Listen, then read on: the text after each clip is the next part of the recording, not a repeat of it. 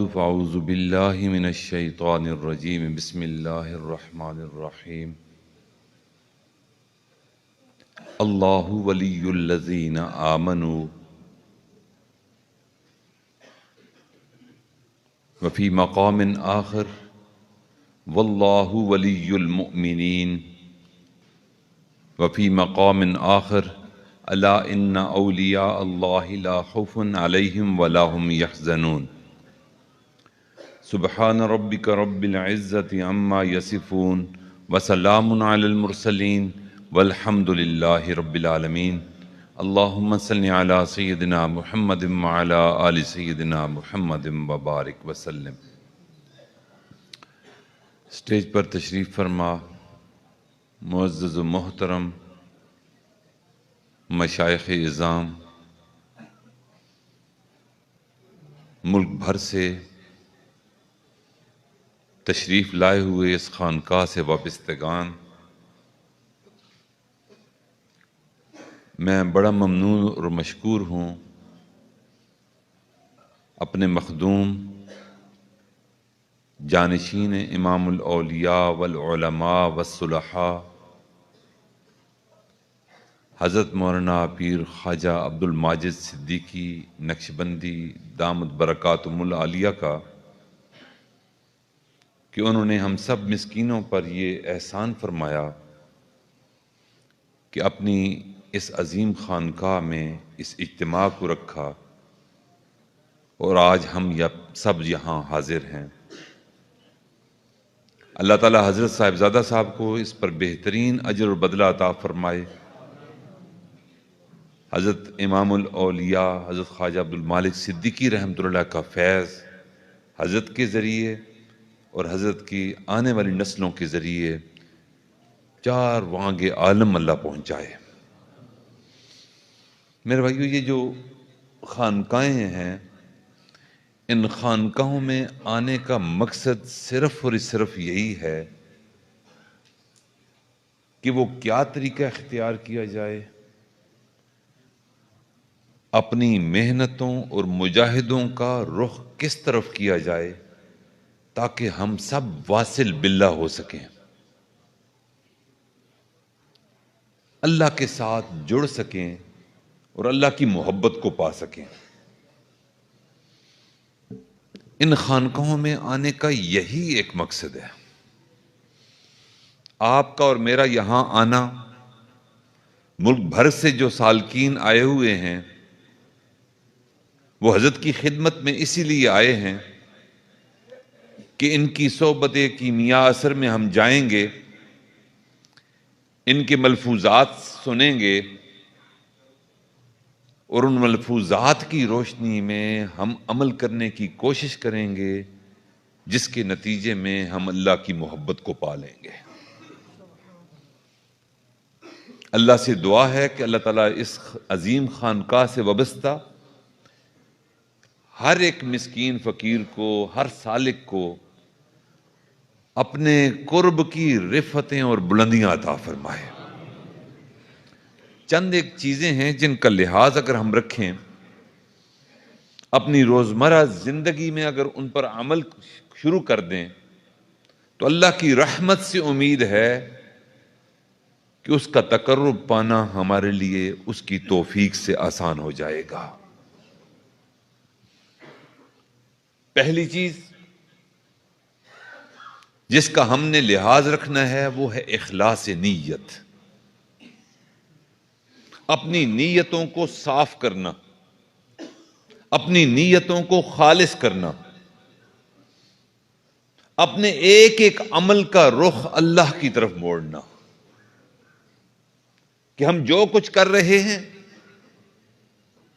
جس مقصد کے لیے آئے ہیں، کیا سیکھنے کے لیے آئے ہیں، اس کا مقصد اولین ایک ہی ہے کہ ہم نے اپنے رب کو منانا ہے۔ ہم نے ہر کام اللہ کی رضا کے لیے کرنا ہے۔ اور میرے بھائیو، جتنے بھی اعمال ہوں گے، نبی علیہ الصلوۃ والسلام نے ارشاد فرمایا انما الاعمال بالنیات، اعمال کا دار و مدار ہماری نیتوں پر ہے۔ جس نیت کے لیے ہم کام کریں گے اسی کا اجر ہمیں ملے گا. اگر نیت میں اللہ کی رضا شامل نہیں ہے تو میرے بھائیوں یہاں خانقاہوں میں آنا بے سود ہوگا. سب سے پہلا کام ہمارا یہ ہے کہ حضرت کی خدمت میں ہم حاضر ہوئے، حضرت سے ہم بیعت ہیں، حضرت کے ہم غلام ہیں. یہ نیت ہم نے خالص کرنی ہے آج سے کہ انشاءاللہ ہم نے اپنے روٹھے رب کو منانا ہے. انشاءاللہ جب تک وہ مان نہ جائے ہم نے اگلا قدم نہیں اٹھانا. جب تک ہم اپنے گناہوں کی معافی نہ مانگ لیں، جب تک ہم اپنی نیتوں کی اصلاح نہ کر لیں، میرے بھائیوں ہر چیز اللہ کی نگاہ میں ہیچ ہے، پھر ہمارے اعمال کی قدر و قیمت کوئی نہیں. ایک عالم گئے شیخ الحدیث حضرت مولانا زکریا رحمۃ اللہ علیہ کے پاس. انہوں نے جا کر عرض کی کہ حضرت مجھے یہ بتائیے کہ تصوف کیا ہے. تو میں واپس آتا ہوں سفر سے تو آپ کے ساتھ اس موضوع پر بحث ہوگی، بات چیت ہوگی. تو حضرت زکریا رحمۃ اللہ علیہ نے ارشاد فرمایا کہ محترم بحث کی ضرورت کوئی نہیں، لمبی چوڑی ہم نے بات کوئی نہیں کرنی. تصوف کے دو رکن ہیں، ایک ابتدا ہے اور دوسری تصوف کی انتہا ہے.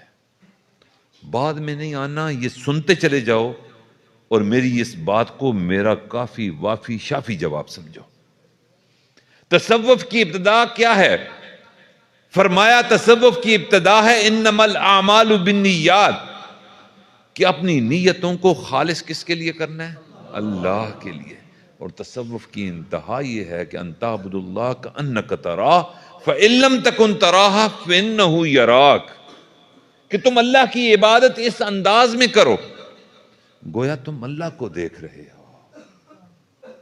اگر یہ گمان، یہ سوچ، یہ تخیل تمہارے لیے مشکل ہے تو پھر کم از کم یہ گمان تو رکھو کہ اللہ تمہیں دیکھ رہا ہے. ہمارے مرشد حضرت خواجہ عبد المالک صدیقی رحمۃ اللہ علیہ دارالعلوم حقانیہ تشریف لے گئے. حضرت مولانا عبد الحق صاحب رحمۃ اللہ علیہ، حضرت ابا جی رحمۃ اللہ علیہ بھی میت میں تھے. جب بھی نماز کے لیے کھڑے ہوتے تو ذرا توقف فرمایا کرتے تھے. تکبیر اولیٰ میں تھوڑا سا تاخیر فرمایا کرتے تھے. تو بڑے علماء کی جگہ تھی، لوگوں کو یہ بات اس پر اشتباہ ہوا کہ حضرت سے رہنمائی لینی چاہیے. چنانچہ سارے حضرات بیٹھے تھے تو ایک عالم اس نے اجازت طلب کی کہ حضرت میں ایک ذہن میں خلش ہے، سوال ہے، اگر آپ اپنے اس غلام کو اجازت دیتے ہیں تو میں سوال کروں. تو حضرت نے ارشاد فرمایا ہاں کیجئے سوال.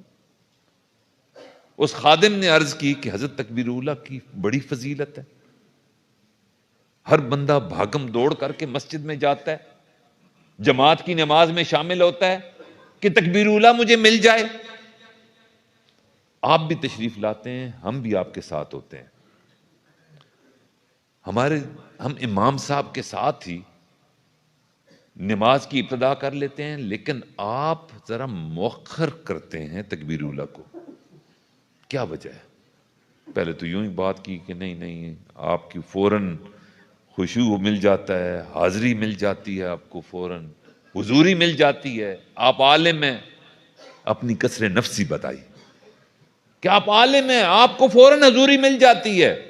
مجھ جیسا جب بندہ نماز میں کھڑا ہوتا ہے تو اس کو حضوری کے لیے تھوڑا سا رجوع اللہ کرنا پڑتا ہے، پھر حضوری ملتی ہے. نے کہا حضرت یوں نہ فرمائیے، ہم تو آپ کے غلام ہیں، فوراً نماز شروع کر دیتے ہیں، اصل مسئلہ کچھ اور ہے، آپ ارشاد فرما دیجئے. جب اس نے اصرار فرمایا تو حضرت خواجہ صاحب رحمۃ اللہ علیہ نے ارشاد فرمایا کہ دیکھو آپ عالم ہو، آپ کو اللہ رب العزت کی معیت فوراً مل جاتی ہے، لیکن مجھے تھوڑی سی تاخیر سے ملتی ہے، میں عبد المالک اس وقت تک نماز کی نیت نہیں باندھتا جب تک رب مجھے بیت اللہ شریف دکھا نہیں دیتا۔ میرے بھائیو، یہ وہ معیت تھی ہمارے مشائخ کی جس کی وہ انہوں نے محنت کی تھی۔ وَهُوَ مَعَكُمْ أَيْنَمَا كُنْتُمْ، تم جہاں کہیں بھی ہو، کون ہے ساتھ؟ محبت سے کہہ دیجئے اللہ۔ اس لیے میرے بھائیو، ان خانقاہوں میں آنے کا مقصد یہ ہے کہ ہم انما الاعمال بالنیات کی پریکٹس کریں، مشق کریں۔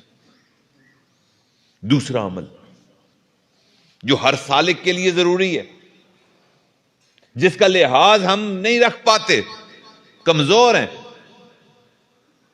لیکن اگر ہم چاہیں تو اپنی عادت کو بدل سکتے ہیں، اور یہ مستجاب جگہ ہے۔ یہاں مانگی ہوئی دعائیں قبول ہوتی ہیں، یہ ہمارے مرشد کی جگہ ہے، حضرت صاحبزادہ صاحب جلوہ افروز ہیں، یہاں انشاءاللہ ہر مانگی ہوئی دعا قبول ہوگی۔ سارے مشائخ موجود ہیں کہ جن کے دل میں اللہ رہتا ہے ماشاءاللہ۔ دوسری چیز کیا ہے کہ ہم نے دن ہو رات ہو ہر وقت باوضو رہنا ہے، بے وضو نہیں رہنا، کیونکہ دل تو جاری ہے۔ اس محنت کو سیکھنے کے لیے ہم آئے ہیں کہ ہمارا دل جاری ہو جائے۔ جب دل اللہ کا نام لینا شروع کرے تو یہ کیسے ممکن ہے کہ انسان بے وضو ہو اور اس کا دل اللہ اللہ کرنا شروع کر دے؟ یہ ممکن ہی نہیں۔ اس جیسی کوئی منزہ ذات کوئی نہیں، اس جیسی مطہر ذات کوئی نہیں، اس جیسی کوئی پاکیزہ ذات کوئی نہیں۔ میرے بھائیوں، اگر اس دل میں اللہ کو بسانا چاہتے ہیں تو دن ہو یا رات ہو ہر وقت باوضو رہنے کی عادت ہمیں ڈالنی ہوگی۔ کیا پتہ اللہ کی رحمت کی نظر دن میں پڑے، رات کو پڑے، اور اس رحمت والی نظر کے وقت ہم بے وضو ہوں۔ کیسے یہ تجلیات پھر اللہ تعالیٰ کی ہمیں نصیب ہوں گی؟ اس کے لیے ضروری ہے کہ ہم باوضو رہیں۔ نبی علیہ الصلوۃ والسلام نے ارشاد فرمایا، الوضو صلاح المؤمن، مومن کا ہتھیار کیا ہے؟ وضو۔ دنیا کا ہتھیار ہو دشمن سے حفاظت ملتی ہے، وضو کا ہتھیار ہو اللہ تعالیٰ شیطان سے حفاظت عطا فرما دیتا ہے۔ جو بندہ بھی یہ چاہے کہ شیطان کے حملوں کے خلاف ایک ہم محاذ قائم کریں، فرنٹ لائن ہوتی ہے نا، میدان جنگ میں ایک فرنٹ لائن ہوتی ہے، دوسری لائن ہوتی ہے، تیسری لائن ہوتی ہے۔ میں پرسوں پسرور میں تھا تو مجھے بنکر نظر آیا، میں نے کہا کہ یہ پسرور سے جہاں میں اب سے گزر رہا ہوں لگتا تو بارڈر بہت دور ہے، تو یہاں بنکر کیوں بنائے؟ تو وہ ساتھی مقامی تھے، انہوں نے کہا جی ایک بنکر ایسا ہے کہ جو بالکل بارڈر کے سامنے ہے، وہ فرنٹ لائن ہے، پھر دوسری لائن ہے، پھر تیسری لائن ہے۔ میرے بھائیو، شیطان کے حملے کے خلاف فرنٹ لائن بندے کا وضو ہوا کرتا ہے۔ جو بندہ بھی یہ چاہے کہ شیطان سے میں محفوظ ہو جاؤں تو اس کو چاہیے ہوگا کہ وہ اپنے وضو کو ہمیشہ دن رات میں قائم رکھے۔ نبی علیہ الصلوۃ والسلام ایک سفر میں تھے، ایک صحابی آپ کی خدمت میں تھے، آقا علیہ الصلوۃ والسلام نے قضاء حاجت فرمائی۔ قضاء حاجت فرمانے کے بعد آپ نے تیمم فرمایا، تو ساتھی نے عرض کیا، خادم نے، غلام نے، کہ حضور پاک پانی وہ سامنے ہے، ندی بہہ رہی ہے، یہاں آپ نے تیمم کر لیا، ذرا رہنمائی فرما دیجئے۔ تو آپ نے ارشاد فرمایا، دیکھو پانی مجھے بھی نظر آ رہا ہے، تیمم میں نے صرف اس لیے کیا ہے کہ مجھے کوئی پتہ نہیں میری موت کا وقت کیا ہے، میں تیمم کر کے سیدھا پانی کی طرف جاؤں گا تاکہ پانی تک پہنچ کر میں باوضو ہو جاؤں، میں نہیں چاہتا کہ میری روح پرواز ہو میں اس وقت بے وضو ہوں۔ میرے بھائیو یہ نبی علیہ الصلوۃ والسلام کی سوچ ہے. ان کو یہ فکر ہے، امام الانبیاء ہیں، وجہ تخلیق کائنات ہیں، اس کے باوجود انہیں فکر کہ موت کیسی آئے.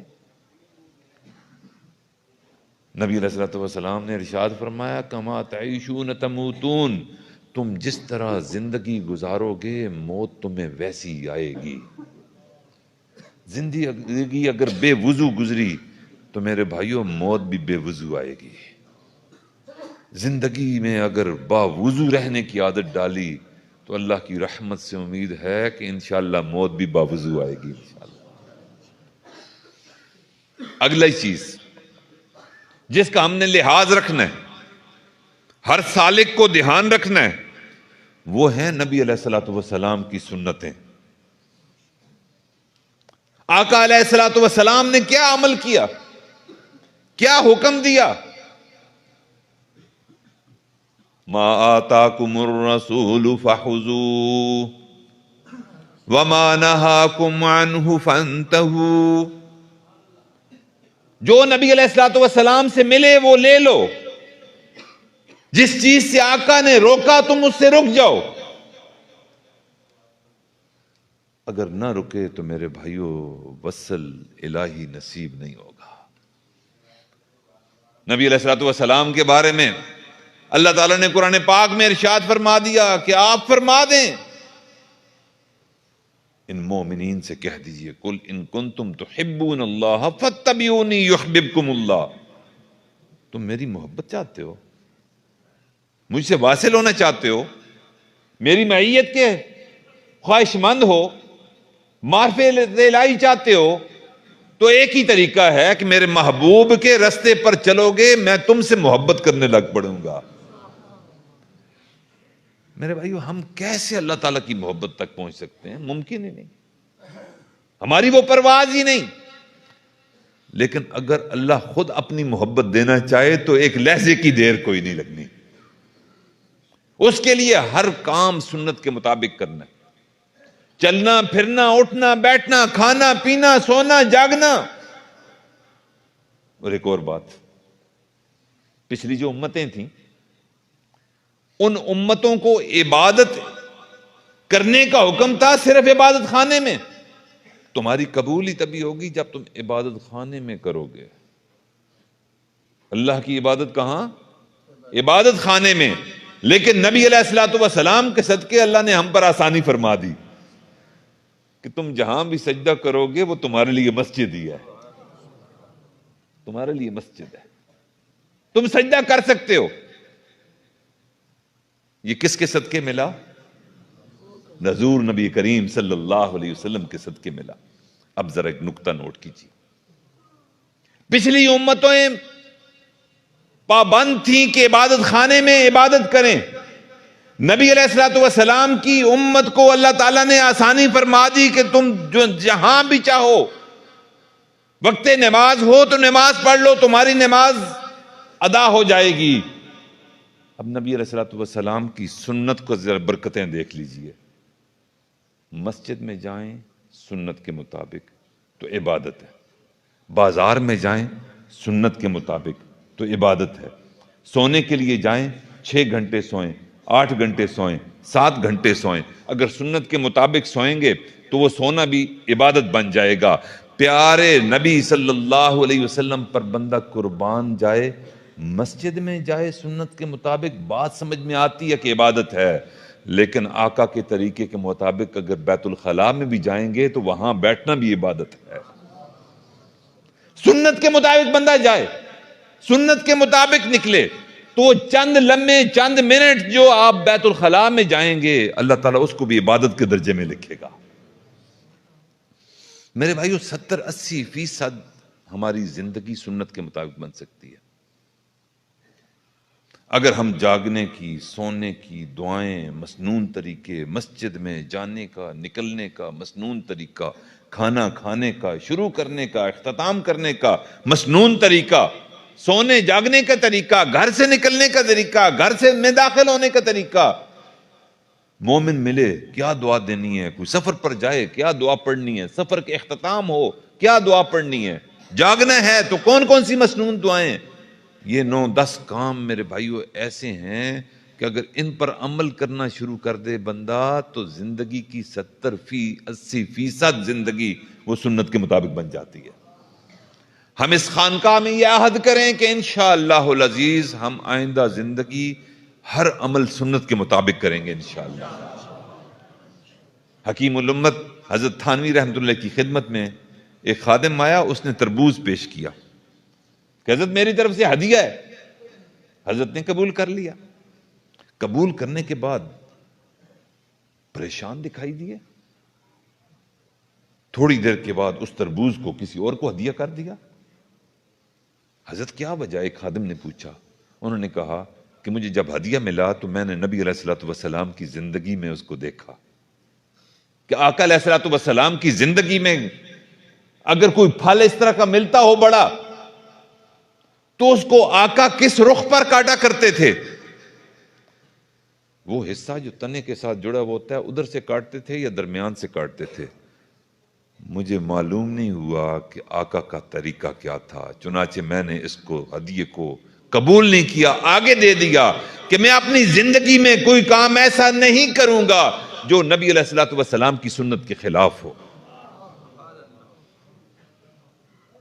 میرے بھائیو اس خانقاہ کا خاص یہ ہے، اس خانقاہ کی تربیت یہ ہے۔ حضرت صدیقی رحمۃ اللہ کی یہی تربیت تھی۔ حضرت ابا جی رحمۃ اللہ مرض الوفات میں تھے، میں بالکل نوجوان تھا۔ وضو کروایا، وضو کروانے کے بعد میں نے موزے ان کو پہنائے، جرابیں پہنائیں۔ اب خود بندہ پہنے تو ٹھیک پہنتا ہے، پہلے دایاں پہن لیتا ہے پھر بایاں پہن لیتا ہے۔ تو وہ ابا جی جب بالکل نکاہت تھی ان کی، مرض الوفات تھی، وفات سے چند دن پہلے کی بات ہے، تو میں نے موزہ جو تھا وہ سنت کے برخلاف پہنانا شروع کیا۔ اب اس وقت نکاہت اتنی تھی کہ بولنا مشکل تھا، لیکن اتنی قوت کے ساتھ انہوں نے اپنے قدم واپس کھینچا کہ ایسا نہ ہو کہ میں کوئی خلاف سنت طریقے سے جراب پہن لوں۔ کہنے لگے کیا کر رہے؟ میں نے معافی چاہیے اور پھر میں نے یہ اس خانقاہ کی تعلیم ہے، یہ اس خانقاہ کی تربیت ہے۔ میں حضرت شاہ جمالی رحمۃ اللہ علیہ کی خدمت میں تھا، حضرت بیمار تھے یہاں، تو میں نے وضو کا ٹائم آیا تو میں ان کو وضو کروانے کے لیے آگے بڑھا۔ حضرت ابا جی رحمۃ اللہ علیہ کے خلیفہ تھے، میرے مرشد اول تھے، تو میں وضو کروا رہا ہوں ان کو۔ آپ نے وضو کیا، اب آخری دن ہے، ڈائلسس چل رہے ہیں، ٹھیک 1 ہفتے بعد ان کی وفات ہوتی ہے۔ میں نے وضو کروایا، بڑی دقت کے ساتھ انہوں نے وضو کیا، میں نے بھی مدد کی ساتھ۔ وضو کرنے کے بعد ہم نے وہ لوٹا بھی، چوکی بھی، وہ ایک تھا وہ جس میں وضو کا پانی گرتا تھا، وہ بالٹی سی، وہ ہم نے سائڈ پہ رکھی۔ سائڈ پہ رکھی تو کہنے لگے صاحبزادہ صاحب وضو کروائیں مجھے۔ میں نے کہا جی وضو تو آپ نے فرما لیا۔ میں نے کہا شاید یاداشت کا کوئی معاملہ ہے۔ میں نے کہا حضرت وضو تو میں نے کروا دیا ہے۔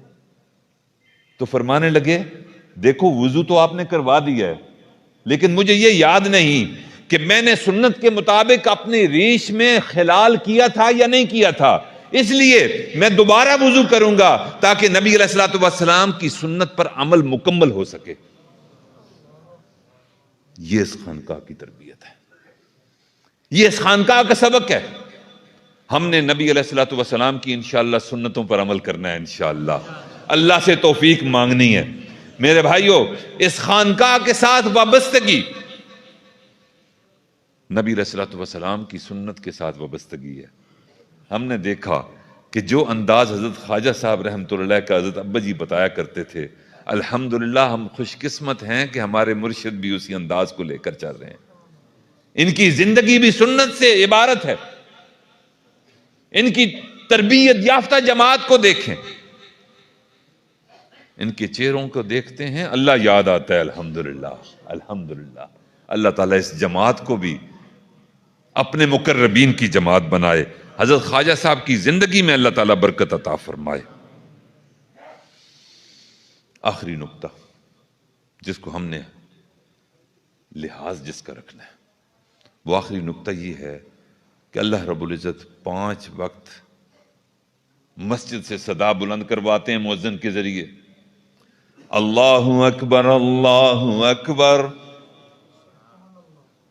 پھر فرماتے ہیں حی علی الصلاۃ حی علی الفلاح، آؤ کامیابی کی طرف، آؤ نماز کی طرف۔ یہ ندا آتی ہے، مؤذن پکار پکار کے کہتا ہے۔ اس کے بارے میں بھی میرے بھائیوں ایک ایسا عمل ہے یہ کہ جو بندہ بھی دن میں 5 وقت آذان کا جواب دے وہ بھی اللہ تعالیٰ کا مقرب بن جاتا ہے۔